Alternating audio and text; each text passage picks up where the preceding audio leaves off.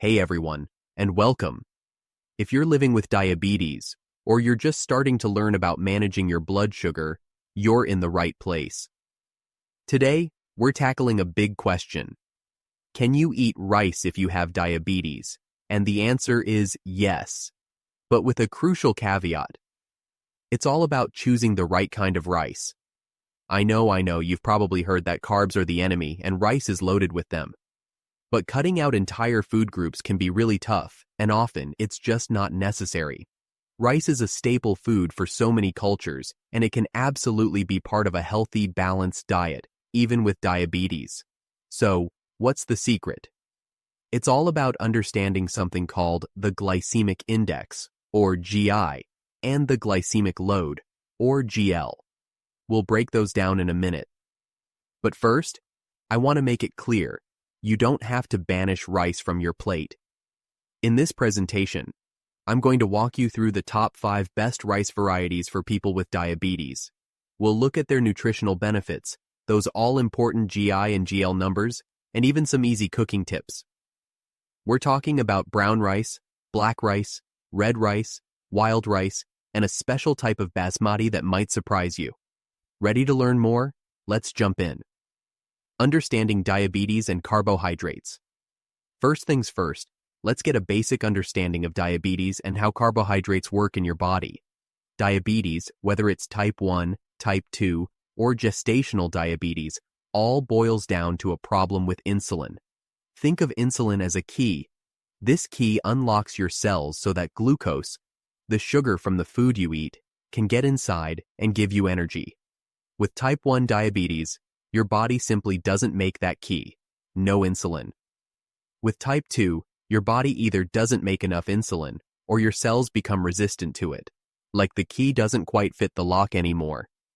Gestational diabetes is a temporary form that can happen during pregnancy. So, what happens when you eat carbohydrates?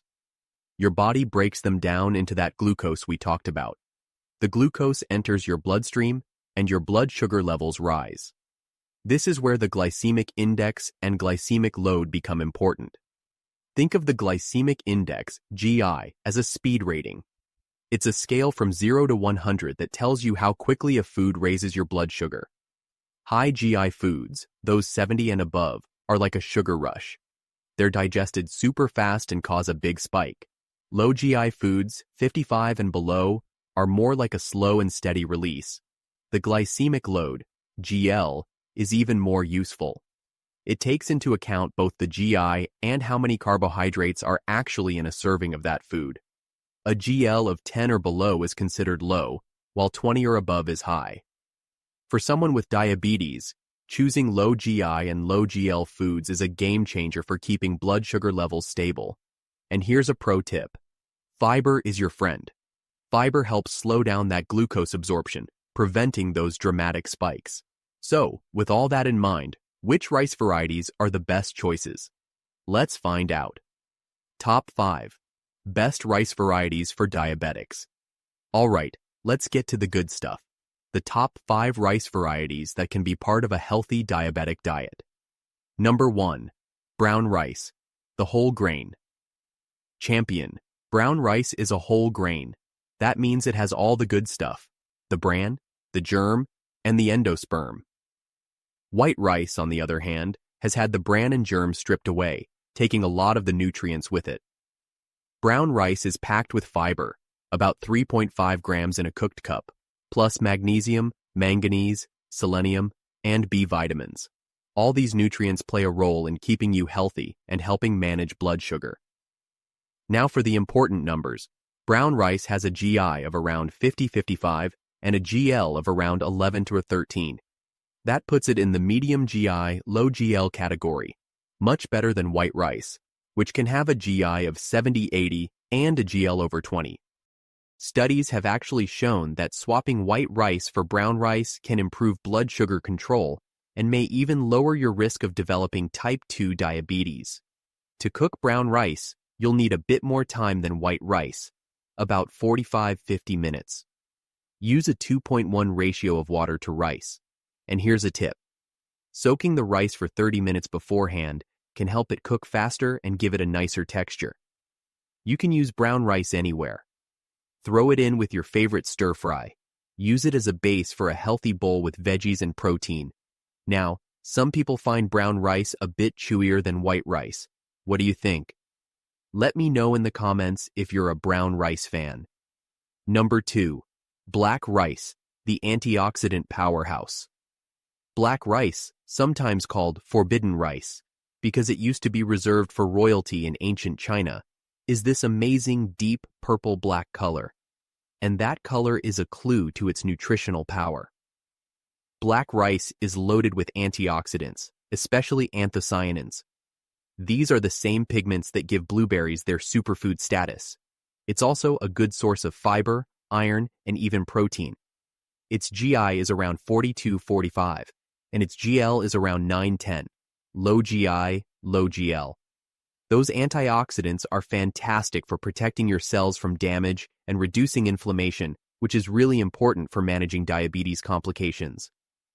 Cooking black rice is similar to brown rice. 2.1 water to rice ratio. Simmer for about 35 to 45 minutes. Try it in salads as a side dish with grilled fish. It adds such a beautiful color and a slightly nutty flavor. It can be a little pricier and harder to find, but it's worth it. Number 3. Red rice, the fiber-rich choice. Red rice, like black rice, gets its color from those powerful anthocyanins. It's a good source of fiber and iron, just like the others. Red rice generally has a GI of around 55 and a GL of around 12, medium GI, low GL. The fiber and antioxidants are great for blood sugar control and overall health. Cook it just like brown rice. 2.1 water to rice ratio, 40-50 minutes simmering time. It's delicious as a side dish or mixed into salads. You might not find it everywhere, but it's definitely worth seeking out. Number 4. Wild rice, the protein-packed option, but it's not actually rice. Here's a fun fact. Wild rice isn't technically rice at all. It's the seed of an aquatic grass. It has this unique nutty flavor and a wonderfully chewy texture. What's really cool about wild rice is that it's higher in protein than most other rice varieties, and it's packed with fiber, magnesium, phosphorus, and zinc. Its GI is around 45, and its GL is around 9, low GI, low GL. The combination of protein and fiber is fantastic for slowing down glucose absorption and helping you feel full, which can be great for weight management. Wild rice takes a bit longer to cook, about 45 to 60 minutes. You'll need a 3.1 ratio of water to rice. It is going to cost a bit more than the other rice. It's perfect for a pilaf, or as a base for a hearty grain bowl. Number 5. Brown basmati rice, the aromatic alternative. Basmati rice is famous for its wonderful aroma and those long, slender grains.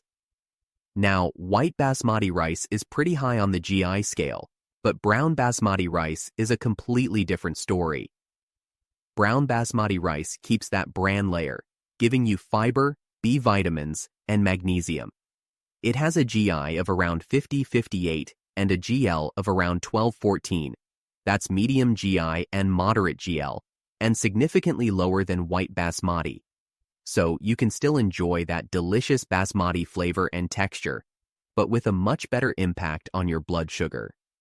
Cook it with a 2.1 water to rice ratio, simmering for about 40-45 minutes.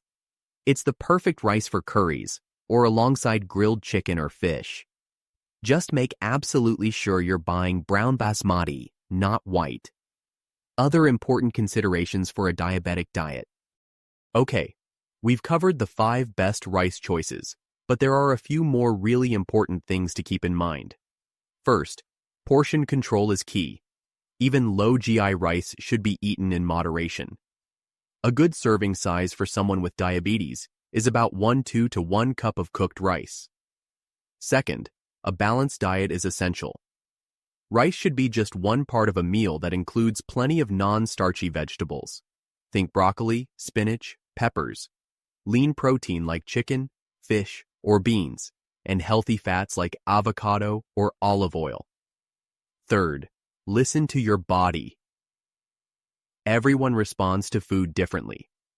Use a blood glucose meter to check your blood sugar levels after eating different types of rice and different amounts.